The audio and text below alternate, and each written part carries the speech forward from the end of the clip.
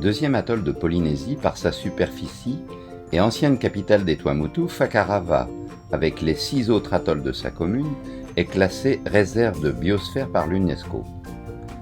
Fakarava possède 2 villages principaux. Rotoava et Tetamanu, où la première église catholique fut construite en corail en 1874.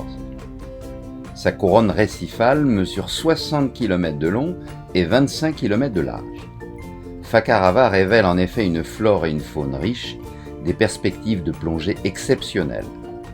La beauté des coraux, la densité des poissons, une forte concentration de requins gris et la reproduction des mérous en juillet en font une destination privilégiée pour notre première escale dans les Tuamotu.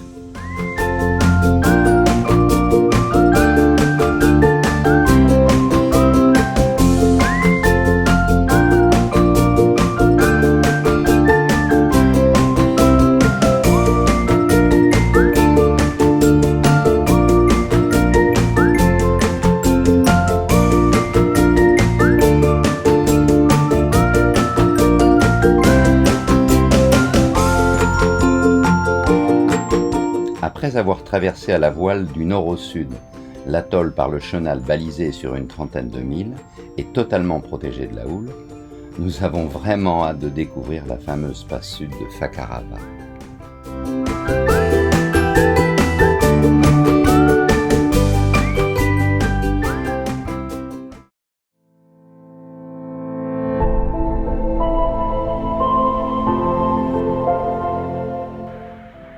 L'extérieur de la passe, où se trouve du corail en forme de rose, abrite des milliers de mérous marbrés en attente de la nuit de pleine lune pour leur reproduction.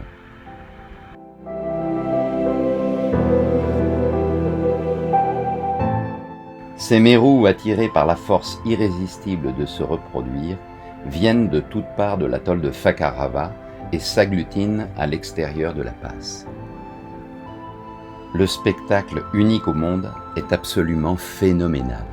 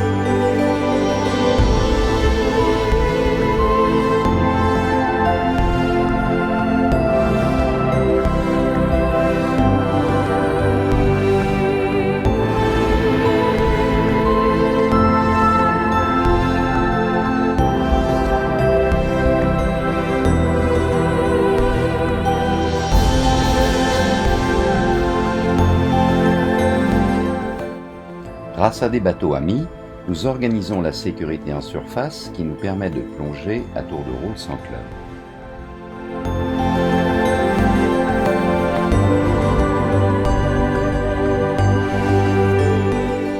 Nous plongeons exclusivement marée montante pour avoir un courant rentrant dans la passe qui permettra une récupération à l'intérieur du lagon.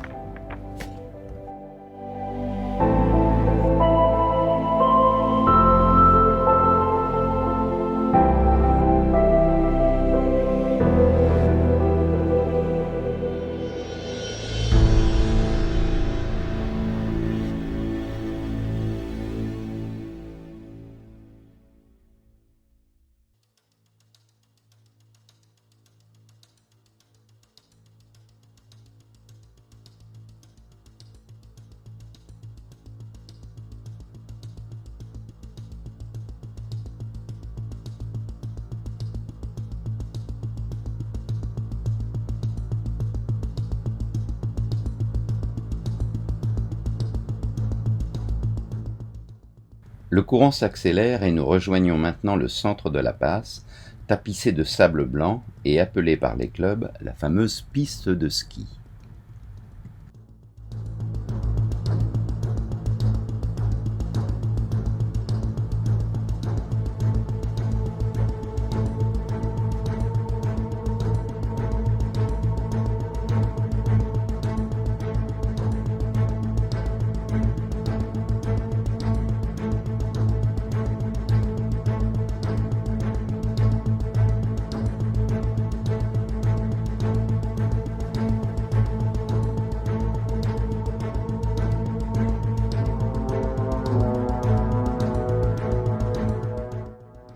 Les requins gris se regroupent ici par centaines, certainement attirés par le festin en perspective le jour de la pleine lune.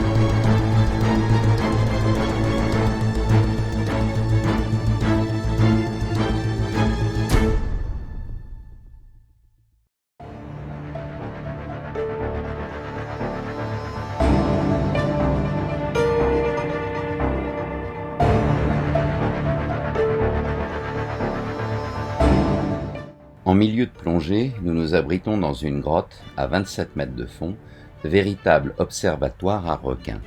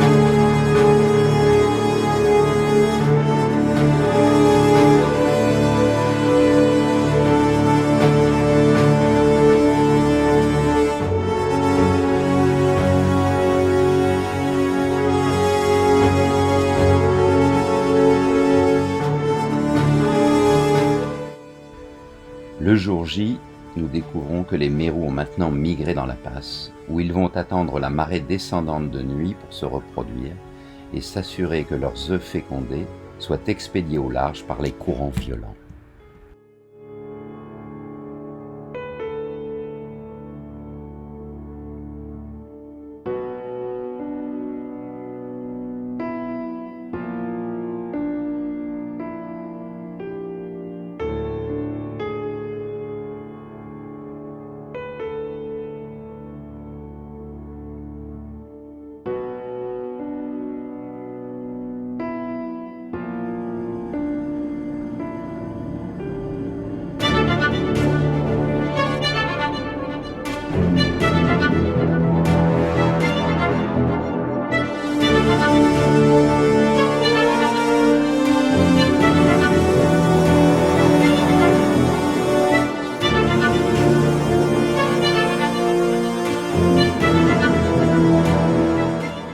Les requins estimés à plus de 700 attendent la nuit pour les dévorer. Ces mérous, pour protéger la pérennité de la race, n'hésitent pas à s'exposer à la voracité de ces dangereux prédateurs.